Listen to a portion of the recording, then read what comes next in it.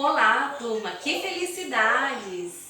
Estava com muitas saudades. Agora nós teremos aulas remotas, onde vocês podem estar interagindo com a professora, tirando dúvidas e muito mais. Então sejam todos bem-vindos e vamos para a primeira aula remota, fazer essa revisão. Então vamos falar sobre os genes que herdados pelos descendentes, características hereditárias, DNA, reprodução assexuada e sexuada. Então, as características hereditárias, elas podem vir, ocorrer e você pode observar através da cor do cabelo, a cor dos olhos, a morfologia do nariz, tamanho do nariz, a morfologia da orelha, a espessura dos lábios.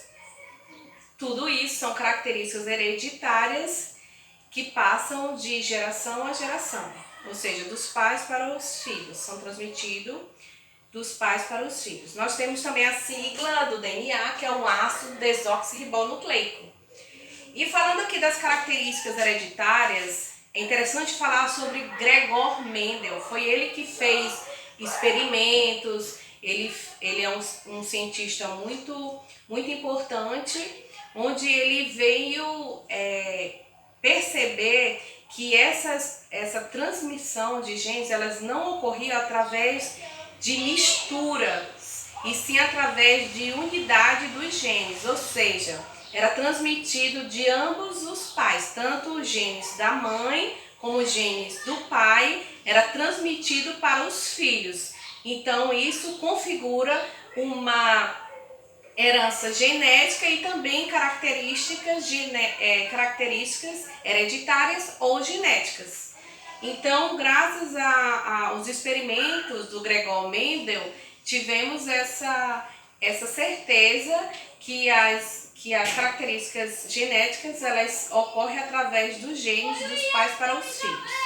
Ok? Agora vamos falar sobre a reprodução assexuada e reprodução sexuada. A reprodução assexuada, ela depende, dos seus descendentes e através desses descendentes, ele é originado de um único indivíduo e não ocorre mistura do material genético. Então, eu posso dar um exemplo aqui que ocorre esse tipo de reprodução assexuada com vários micro-organismos e também com plantas e hidras. Então, na reprodução assexuada, nós podemos ver aqui a hidra, onde ocorre, por exemplo, por brotamento, bipartição, e a hidra adulta, ela começa a nascer um brotinho, esse brotinho dessa hidra se solta, e aí ela se desenvolve e forma uma hidra adulta. Esse tipo de reprodução por bipartição ou reprodução por brotamento é um tipo de reprodução assexuada, ok? E tem a reprodução sexuada, que depende dos gametas masculinos e dos gametas femininos. Então tem que haver a fecundação desses gametas, né? E o material genético ele se mistura no caso da reprodução sexuada.